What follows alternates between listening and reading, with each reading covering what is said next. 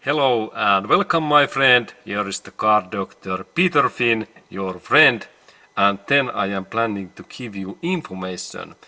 that how to restart and reset run flat indicator, and let's continue. And now I have in here my car and I have in here service message, and now we have to go firstly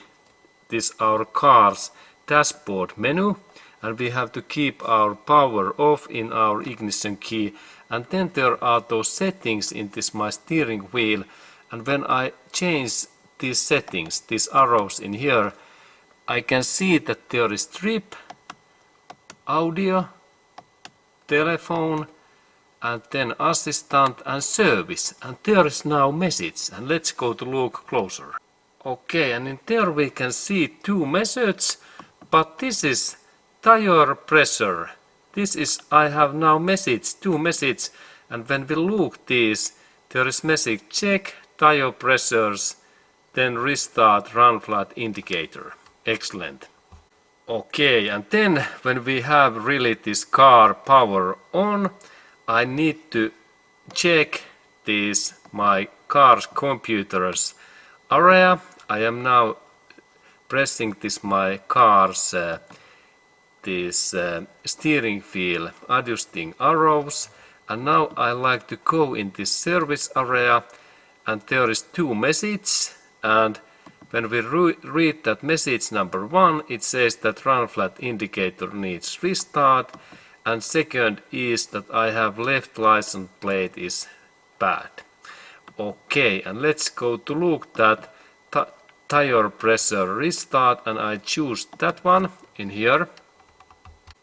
and I am really moving these arrows in here in that way, and then when I select something I need to press this OK button in here like check, and then when I like to read those arrows left and up and down, and then when I like to go back, there is this back arrow in here, and then we are in back. And now I choose these tire pressures, and then I press OK,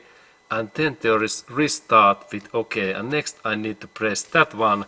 and let's go to look that area next. Okay, and now we can see that run flat indicator restart, and then when I press that OK button, then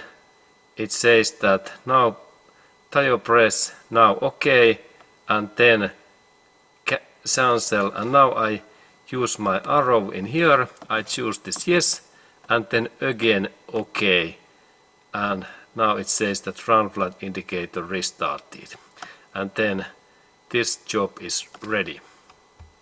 And then ready when I am really restarting this my